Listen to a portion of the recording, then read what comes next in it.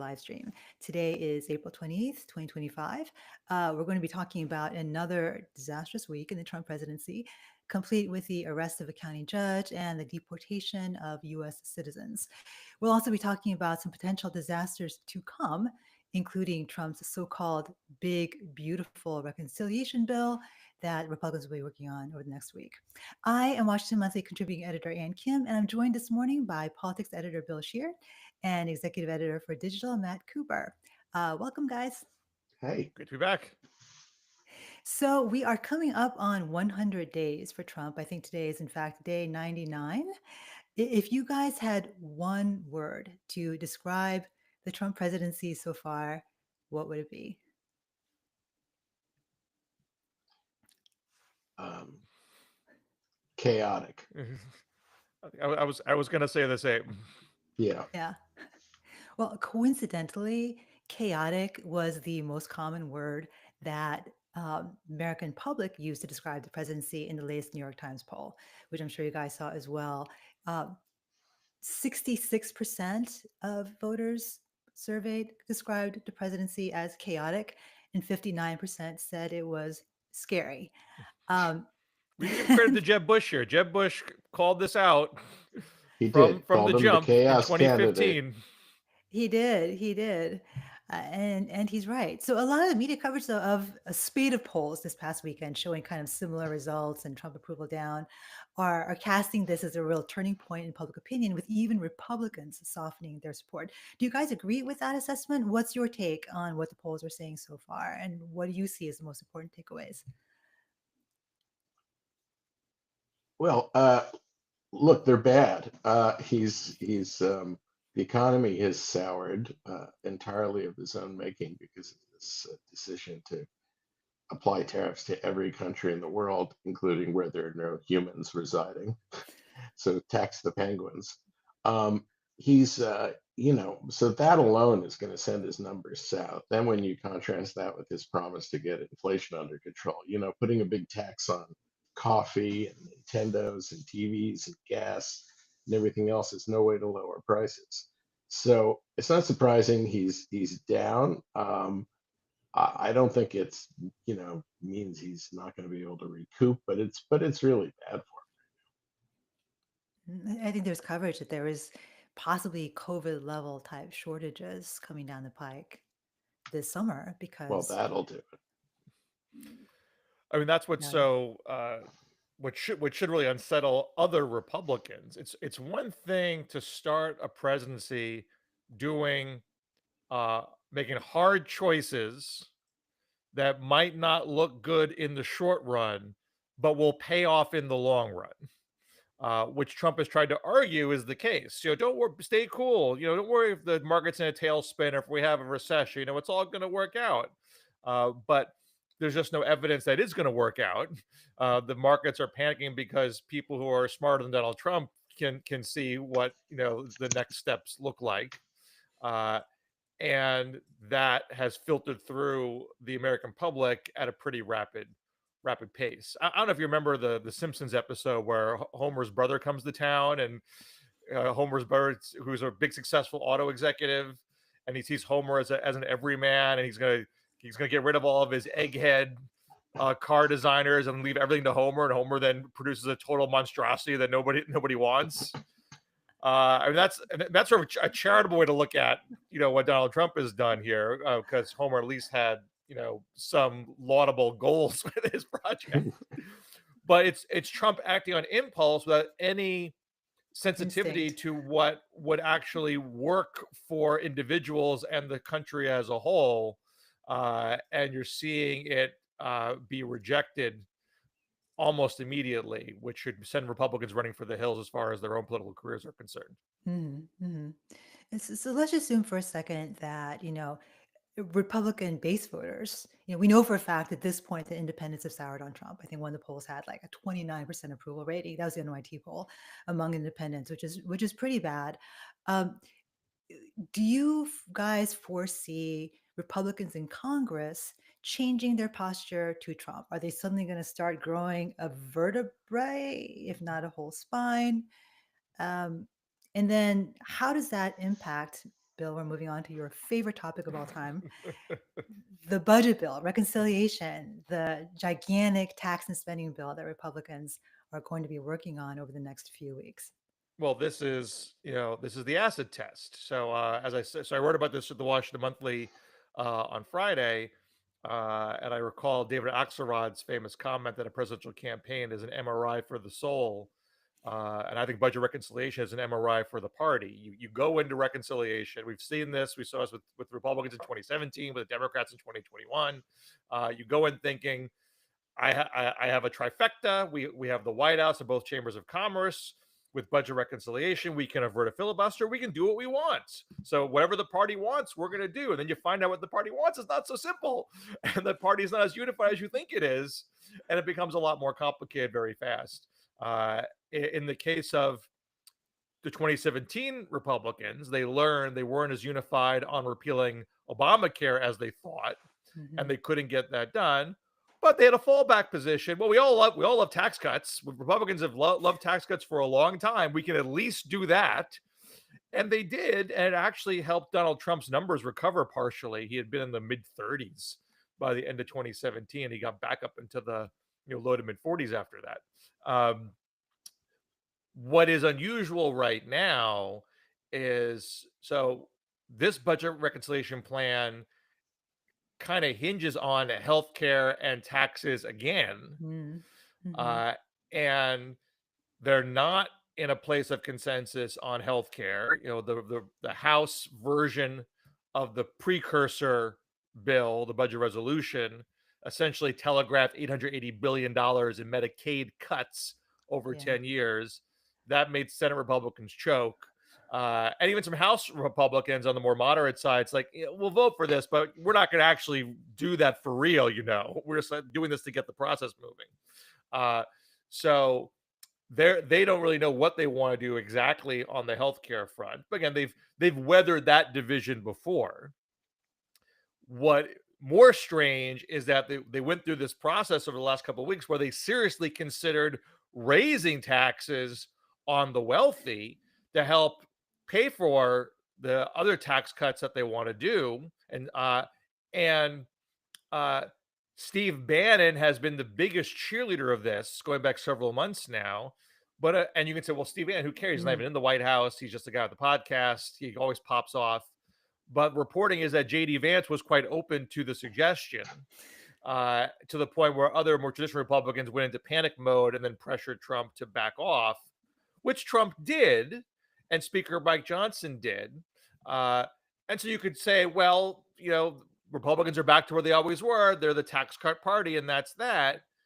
Except now they a bit of the poker hand's been revealed. You know that J.D. Vance, who could be the heir apparent, could be, at least will be in the mix for leadership of the party after Trump, is someone who is open to violating a core tenet of the Republican Party for the last 40 years. So I think that leaves the Republicans with two scenarios. One is that they'll find a way to make a deal on this reconciliation bill. It's too important to Republicans to have a tax cut. Trump needs to have a tax cut to tell folks that the tariffs aren't going to bite them in the ass, that there's an offset here. Even if it's not a full offset, he at least can try to sell it as such. And so they'll split the baby and find a way. And I'd probably put my money on that. But there's a non-zero chance they'll just fail, like they did with the Obamacare repeal last time around. So in that case, the recriminations would come much faster, and people might run away from Trump even faster.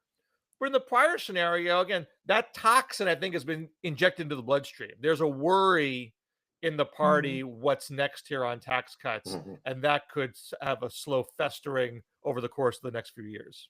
I think that's it's an interesting place for. No, go ahead, Matt. No, I think that's right. And, tell me if this sounds right to you, Bill, but it seems to me that for the Republicans from, swingy districts, the dynamic of worrying about getting primaried is still greater than your worry about the fall election. Sure. Somehow I can get through the fall somehow, whatever I have to do. But what I can't survive is Trump endorsing my opponent in a Republican primary. So if there is a I better moment go of along truth with this. is there a moment of truth and reconciliation where the level of Medicaid tax cuts is so high that a swingy Republican says, I think this is just going to be fatal to me in a general election. Maybe I can vote no on this and Trump won't be too mad at me about it because he would understand. Or is he going to say, Trump's making me do this. I got to avoid a primary and let the chips fall and come November. If they had 10 seats, they could let 8 guys do that, Right. Right. but But they they don't. can't. They can let one do it. Right. Yeah. What do you think Democrats should be doing to kind of pre-bud the outcome of this process?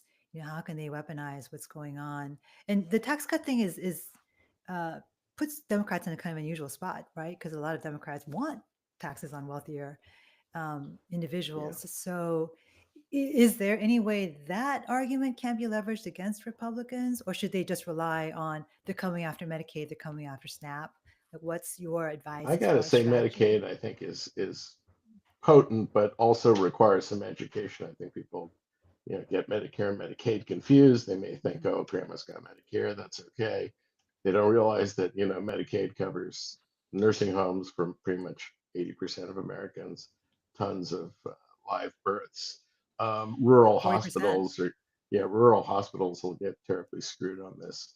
So I think Medicaid is tried and true. If I was Democrats, I'd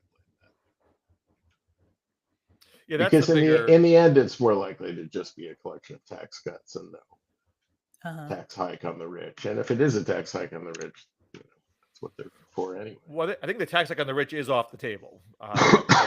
So, uh, and Bannon wanted it on the table to take away a tried and true Democratic talking point. I mean, he said it openly, like if we do this, then they got nothing on Huh, us. I think it's probably huh. overstating the case. I don't think that would inoculate them from big Medicaid cuts. But Democrats Right. do like saying Republicans are doing X so they can give tax cuts to millionaires and billionaires. Right. So, um, Right, right. so so it would appear Democrats can still say that. They can still run far with that right now. Again, I think we talked about this in the previous show. I might be a little reticent to run too far with the Medicaid argument, just because they could scale it back. If you go out and say it's Mhm. going to be $880 billion, it ends up being 100 billion, and they can plausibly say, this is not really going to affect a person's benefit. This is genuine cost efficiencies that we're going to pull off here. So their Cassandra, chicken little thing isn't going to land. I I'm a wonky enough uh, uh, pessimist to worry about that scenario. Uh, so I would just be, not that you shouldn't talk about Medicaid at all, but I just be a little careful about being too precise what the outcomes are going to be Mhm. because we really don't know yet. Right, right. Well, it seems fairly clear at this point that, at least from the polls, Trump has lost his edge on the economy, which was the whole reason that he was elected. And there appears to be some indication that he may also be losing his edge on immigration, in part because of the lines that he has been crossing with increasing impunity. And last week in particular, ICE arrested Milwaukee County Judge Hannah Dugan. Allegedly, she helped a man evade arrest by opening a side door, and he was nabbed outside the courthouse. And then his administration has also deported 3 U.S. children, basically operationalizing what the administration has said along, that children who are born of undocumented people are not citizens at all. So that in that case, they're within their rights to deport people who aren't citizens. Uh, do you guys agree with assessments that these kinds of actions are pushing more people to turn away from Trump, even on one of his strengths, purported strengths, which is his immigration policies? Matt, can we start with you? I think so. I mean, it seems to be what the polls are saying. Look, I think his bill is written well. He crossed the line in his first term with the kids in cages stuff. I mean, people have by and large a consensus on the border. They don't want chaos. They don't like illegal immigration. They do like legal immigration. They're not in favor of abject cruelty. So, sending people without due process to a prison in El Salvador, not going to be as popular. What's ironic is that since the illegal border crossings are way, way down, largely under Biden, but continuing under Trump, they could be just kind of celebrating that without causing all these other problems for themselves. But, they seem determined to, even in the case of the, El Salvador, and who they acknowledged was a mistake. I mean, that's how we all know it was a mistake. That they acknowledged it. They still want to, fix it, even with all these court orders. So again, as with tariffs, I think they're doing it to themselves. Hmm. Yeah, and there were a lot of nervous Nelly.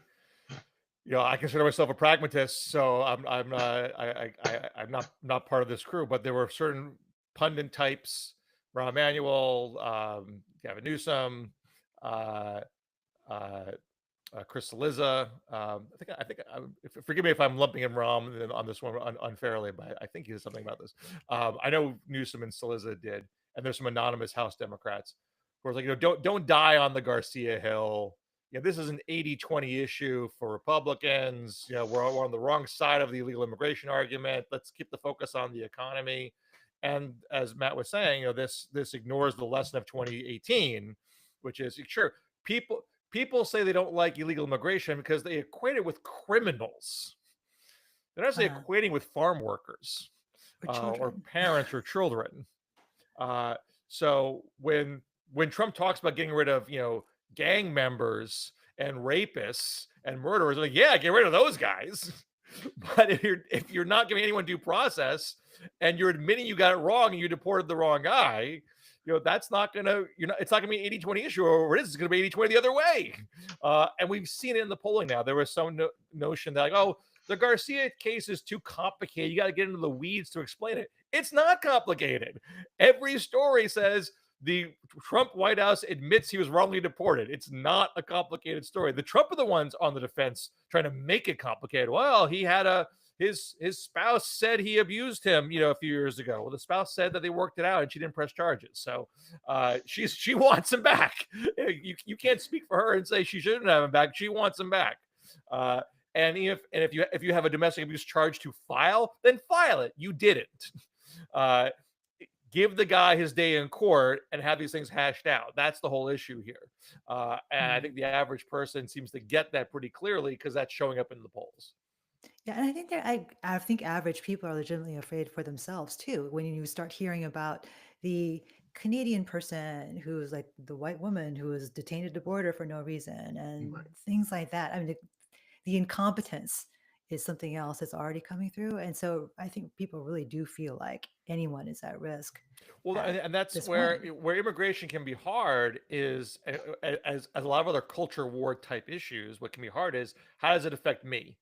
Right.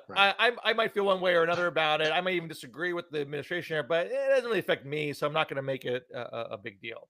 You have a manifestly incompetent administration that does not care about due process, and that could well affect you. Any one of us could be snatched up and sent to a foreign prison and be told, well, we can't get you back. Sorry. Right. Right. Uh, And I think people understand the collapse in foreign tourism is, stems from this. And we saw it with the case of the two German young women who, were, I guess they couldn't get into Hawaii. They got there, but they had left their hotel plans kind of up in the air. They were going to see what came open. So they basically got sent back to Berlin. People hear that, and that's not what they voted for. Hmm. Plus, there's several countries that have actually issued advisories against the United States at this point. Like, don't travel here with good reason. well, Because we, I mean, if all this is happening against the backdrop of a solid economy, these things might get sure. deprioritized. But when it affects the grocery prices, when it affects tourism economies, uh, when it affects the labor pool, people are going to notice, and they are noticing. Mhm, mhm. And one more thing on the ordinary people beginning to notice, seniors, I think, are starting to notice because not only do you have all the cuts at the Social Security office with long lines and uh, 6-hour wait times on the call centers and that kind of thing, people who are nearing retirement are beginning to look at their 401ks and panicking. and people who are in retirement who have to draw down on their 401ks are panicking because they are locking in losses when they withdraw from their 401ks in order to supplement their Social Security. Even my mom has to do that because the IRS requires a required minimum distribution once you hit age 73. And a lot of people do that instead of buying an annuity. They depend on that required minimum distribution. Well, guess what? When you're selling your shares at 40% less than where they were 2 months ago, that money is not coming back. So I think that group is going to be pretty darn upset, if they aren't already, by the time the midterms come around as well, because they'll have seen it. That's right. Okay, speaking of seniors, Dick Durbin is retiring after 44 years in the Senate. He is 80 years old. He has had a remarkable legacy in the Senate over his career. He was instrumental in getting the Dreamers DACA passed for them. He is maybe best known for having banned smoking on airplanes. He also led the confirmation of Justice Jackson on the Supreme Court. Many amazing things many amazing things he's done. He has announced his retirement. Question for you guys. Who is your favorite to replace him as the number two in the Senate leadership? Maybe walk through some of the likely candidates first and then tell us who your favorite pick is. Matt, if you want to start. Well, sure. I mean, he's not giving up the whip post until he leaves the Senate at the end of next year. So we've Sure. got some Right. time. But Brian Schatz, the senator from Hawaii, who's a deputy whip, has expressed interest. So I think he's the most likely person. Someone else will probably get into it. There haven't been many turnovers in a long time. You got a pretty old set of leaders in Chuck Schumer and Patty Murray and Durbin. So, I'm sure someone else is gonna hop in, and that's all for the best. Durbin's an interesting figure. He's a well-liked guy. He's been in Congress since 1982 because he was in the House a long time. So he's well liked there, but he was passed over to be Senate leader. Schumer jumped over him. He Right. was Harry Reid's deputy, and I think there is a little bit of relief, especially at the Judiciary Committee, where they feel he just did not have the gavel firmly enough in hand for some of these Trump Supreme Court nominees. And if there is another Trump Supreme Court nominee, God help us. um, I'm sure they'll be glad that White House or somebody else will have the gavel in Durban.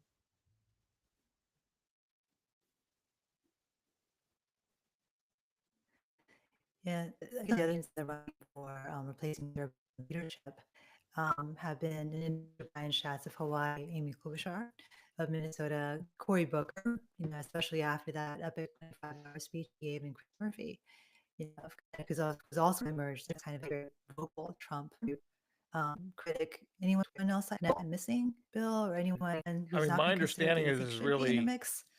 my understanding is mostly a race between Schatz and Klobuchar and Murray, uh, with Schatz probably with the edge. He's the youngest of the three. He's the Gen Xer up against two boomers, Hmm. and there's definitely a pent up desire for generational change. And I think everybody knows that whoever's getting this whip slot is going to be queued up to be leader, because Schumer's up there in age. There's already people whispering that he shouldn't run again for his Senate seat in 2028.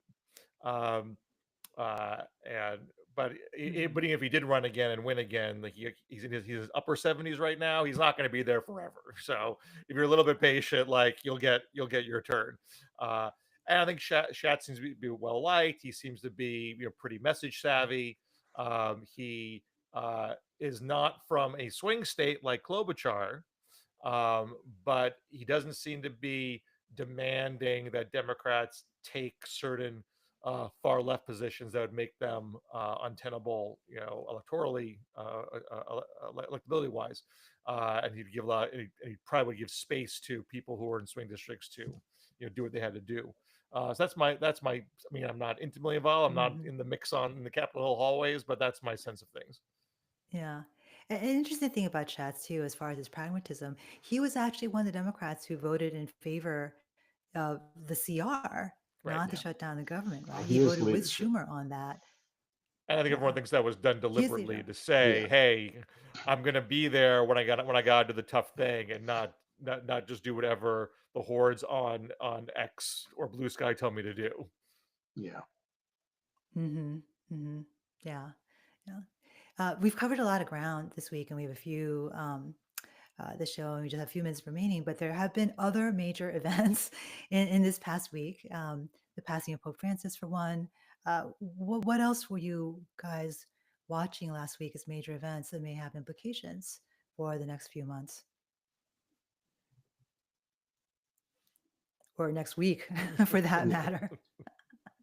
Well, I think the Francis, it's always it's a global monumental event when a pope passes from the scene. And I think particularly this one who was, a groundbreaker in so many ways. The first from the southern hemisphere, the first from South America, the first Spanish-speaking pope, and someone who, in his ostentatious simplicity, right, is Yeah. declining the elaborate gowns and even in death declining the more elaborate coffins.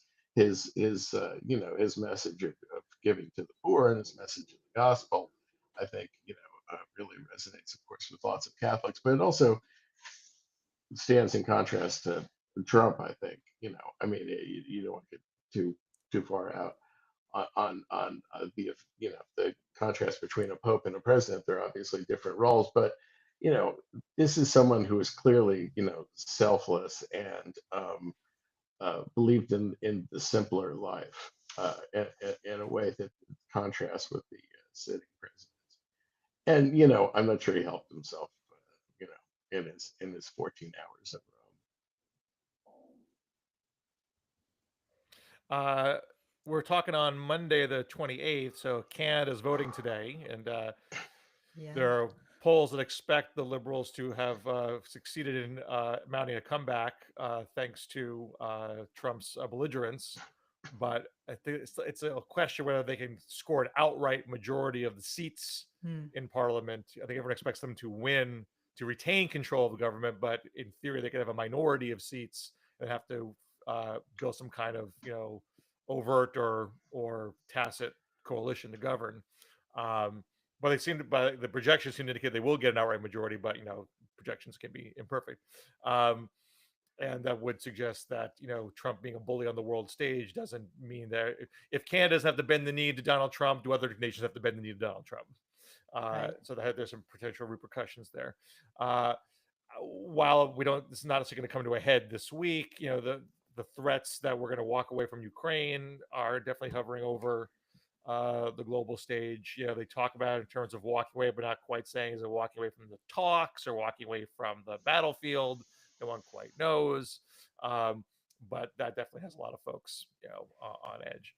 Uh, Mm. and back to reconciliation, they're going to do their markups starting this week. The various committees are actually going to be working on the specific legislation, but it's going to be several weeks until we know what's really going to come out of all that. But that process is inching along. So it has to come to a head. When is we're running out of money, right? The government, we're What's approaching the that's a debt different question. ceiling. Yeah, I mean, the That is a the different question. So it could all come to a head together again, potentially. reconciliation's on a separate track from that. This is not about keeping the government open. I believe the government is open until the end of the fiscal year, end of September. There's going to be a debt limit, pinch point. right. I don't think That's it's quite coming. settled Sooner, what the right? date is there, Hmm. and they could try to deal with that in reconciliation. They don't necessarily have to. That could be Right. dealt with through another vehicle. They don't have to do reconciliation. This is a luxury item. I mean, it might be considered must pass as far as Republicans wanting to pass some kind of tax cut, but like the government will Hmm. function if they don't do it, and that's why there isn't a rigid deadline for it to occur, and the whole process could drag on for some time. Hmm. Right. Thanks for that clarification. One thing I've been amused by this past week is some of the coverage of the memes coming out of China around the trade war. I don't know if you Right. saw some of those videos, mainly AI generated. I think And there was an op-ed, I think, in the New York Times written by somebody from China who basically said, yeah, the Chinese have way more capacity than the Americans to suffer. And as between Xi Jinping and Trump, there's probably more at stake as far as, who will lose more by losing face and backing down. So it'll be interesting to see how that plays out over the next week or two. I suspect that probably China will win, and Trump has already blinked once. He's blinked twice. He'll probably blink again. He has to. Once the shortages we were talking about earlier this morning begin to really hit, and people are starting to see that their shelves are becoming empty, and certainly before Christmas, since 80% of toys are manufactured in China as well. Right. So, Well, we've seen some Yeah. reporting that uh, there's always a question: what does Trump care about? Does he care about anything anymore? Does he care if people are hurt? Does he care if the poll numbers go down? Does he care if Republicans lose the midterms? There's not a lot of evidence he cares much about any of those things. He does seem to care about not being known for a Great Depression. There's some Well, reporting that he has said privately that we don't want to have a 1929 well, on his watch. that's Uh, welcome. so and when the bond quite the market started bar. to go sideways, he did do a little bit of a pullback to try to avert that. Um, but it still is in enormous tension with his desire to have some kind of tariff be his economic legacy too.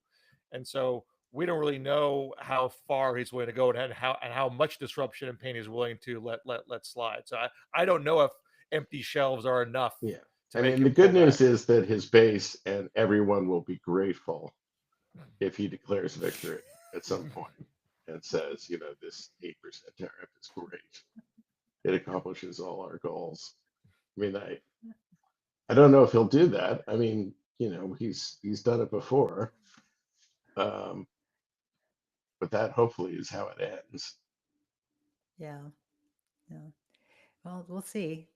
Well, it's lovely to see you both. Good to see. Again, for everyone who's out there, I'm Ann Kim, contributing editor at Washington Monthly, joined by Bill Scher, politics editor, and executive editor for digital, Matt Cooper.